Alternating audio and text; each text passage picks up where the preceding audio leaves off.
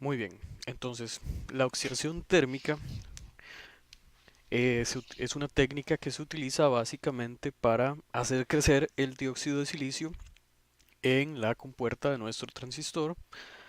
Básicamente aquí también tenemos un resumen de dos técnicas. Este segundo documento incluye tanto técnicas de oxidación térmica como de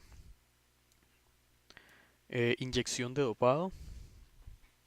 Y bueno, básicamente la importancia, ¿verdad?, de hacer crecer nuestro dióxido de silicio en nuestro modelo de fabricación VLSI es en primerísimo lugar porque queremos generar el óxido que va en la compuerta de nuestro transistor, pero como dice aquí en este paper también, bueno, en este paper no, perdón, en este resumen, dependiendo del espesor del dióxido de silicio vamos a tener diferentes tipos de aplicaciones. Por ejemplo, eh, un espesor del rango de los 3 a los 10 nanómetros es en efecto utilizado para compuertas con efecto túnel. ¿Y cuáles eran esas compuertas? Esa puede ser una tarea.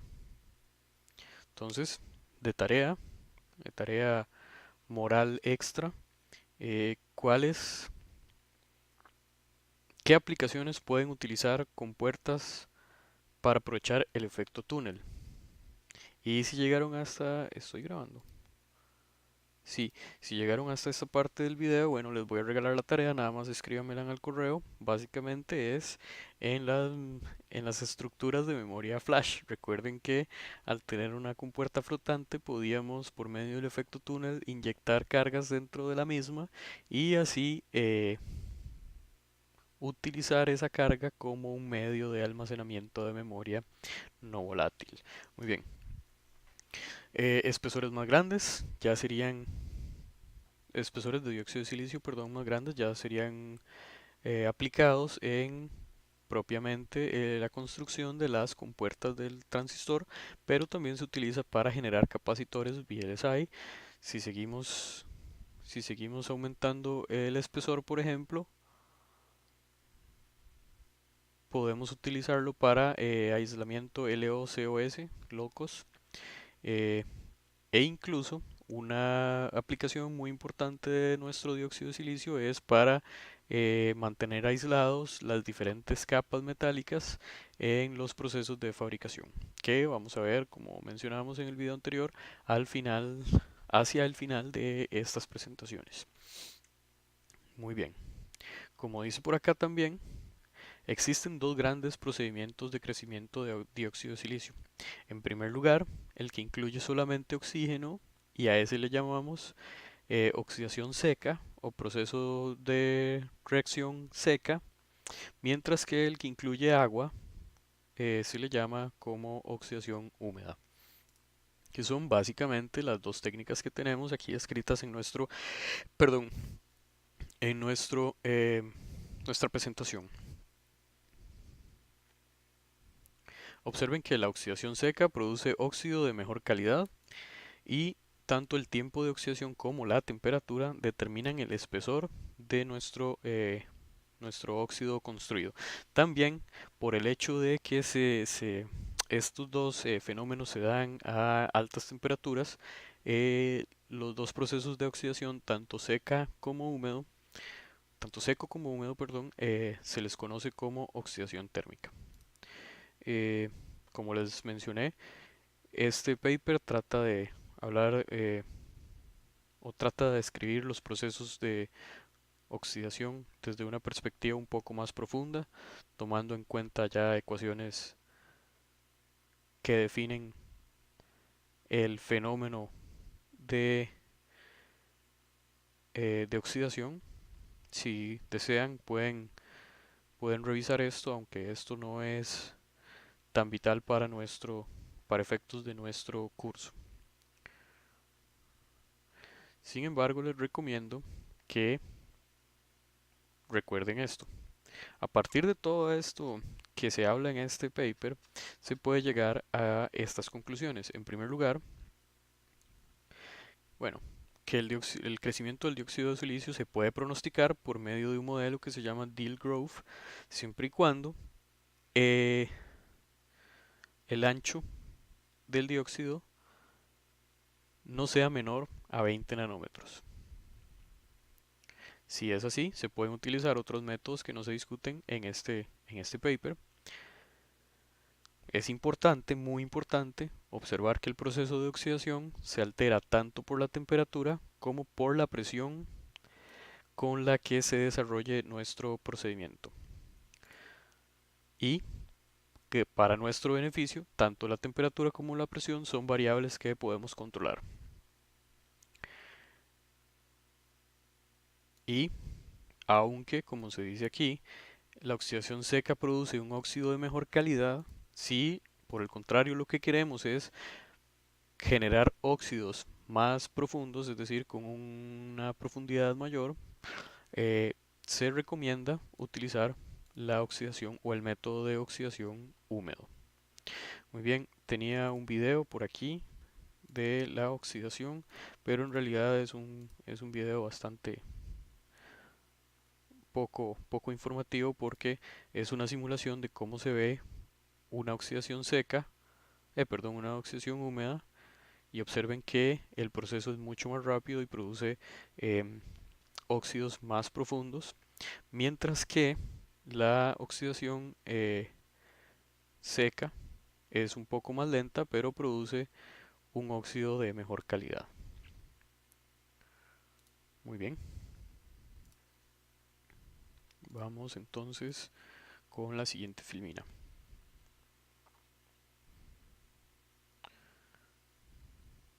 Vamos a ver, quedamos en la filmina número 11. Nada más quiero saltar para hablar antes de los procesos litográficos. Quiero hablar de el dopado, que básicamente vamos a tener dos técnicas de dopado que también se describen eh, en esta parte o en este documento.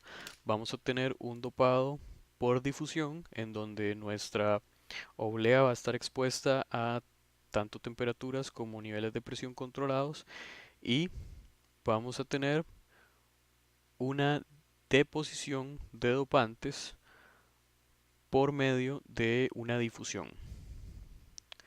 Entonces, los dopantes, como se dice aquí, son óxidos en forma sólida, líquida o gaseosa.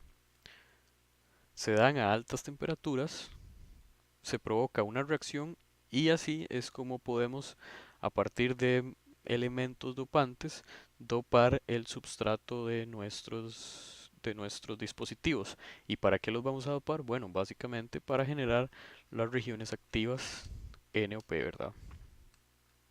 N y P. O bueno, N, las regiones activas tipo N en un transistor NMOS, o las regiones activas o la tina, que ya vamos a ver a qué le llamamos tina enseguida, la tina tipo N de un transistor PMOS. Acá se mencionan los principales elementos dopantes para un determinado semiconductor. Así podemos ver si queremos dopar eh, nuestro silicio ultra puro y generar un nuevo semiconductor intrínseco tipo N, entonces vamos a tener que dopar con elementos o materiales como el fósforo. Mientras que si queremos generar un tipo P, vamos a dopar con boro. Muy bien, aquí también de nuevo se habla con un poco más de detalle cómo se da el proceso de difusión, los diferentes tipos de difusión para la técnica de dopado, y además se habla de la siguiente técnica de dopado, que es un dopado por implantación iónica. Esta es la más común.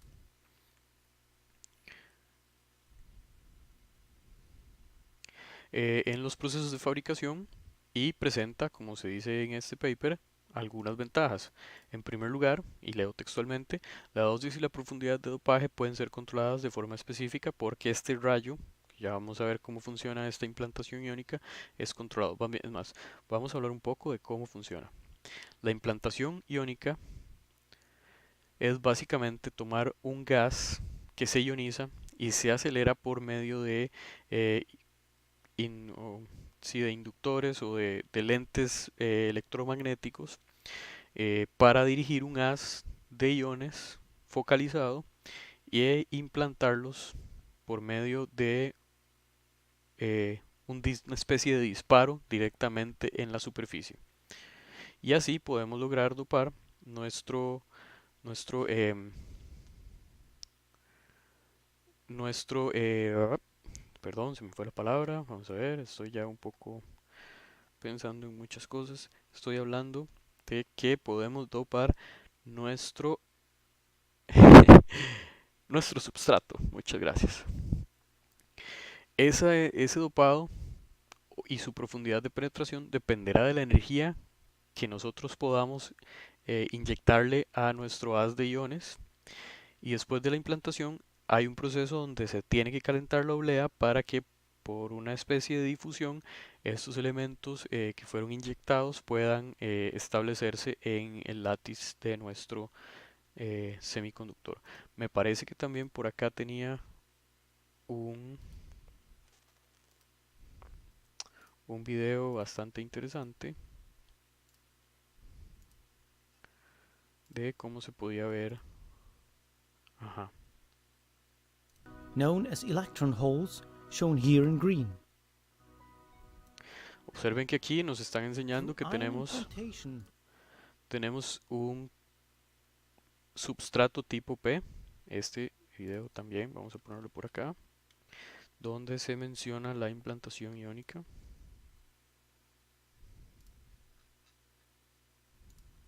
Ópale.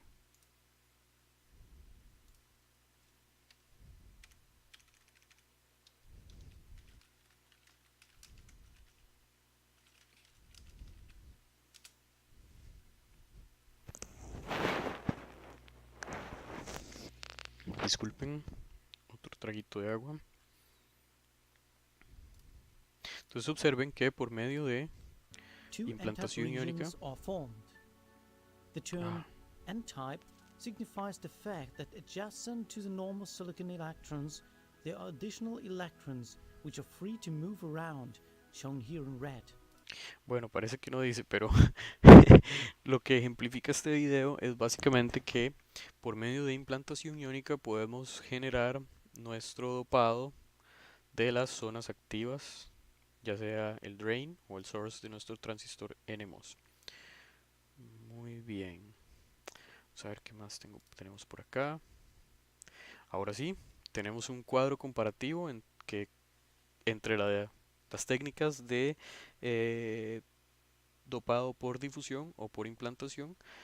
Para el caso de la difusión vemos que es un proceso que se debe dar a altas temperaturas, básicamente porque lo que queremos es que se difundan a través del látiz del substrato, mientras que en la implantación, debido a que es una especie de inyección a alta energía, puede darse a temperatura ambiente. Los dopantes en la difusión son del tipo sólido, líquido y gaseoso, mientras que en la implantación son iones que son acelerados. Tiene la ventaja de difusión de reparar los defectos en el silicio durante el proceso debido a la alta temperatura, mientras que la implantación, por el contrario, causa daños al silicio y requiere tratamientos posteriores, que básicamente es levantar la temperatura para que el látiz se estabilice.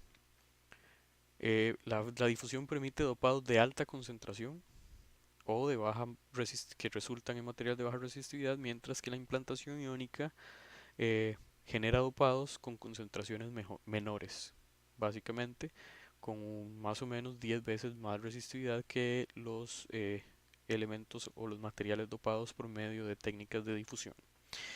Sin embargo, la difusión presenta una menor precisión, es decir, es mucho más difícil controlar la concentración y la profundidad con que los elementos dopantes se difunden a través del látiz del substrato en comparación con la implantación iónica, donde se existe una mayor precisión de inyección y de profundidad de inyección de los elementos dopantes.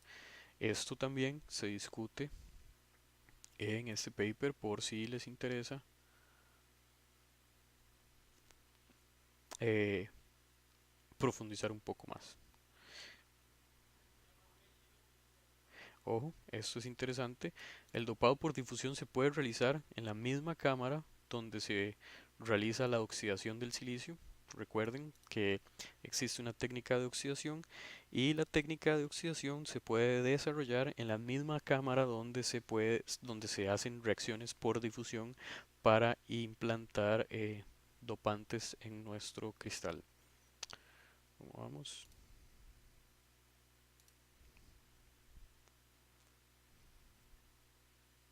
Muy bien. Vamos a ver qué más tenemos por acá o si ya podemos seguir. Ok, muy bien. Ahora vamos con las técnicas de litografía y decapado en el siguiente video.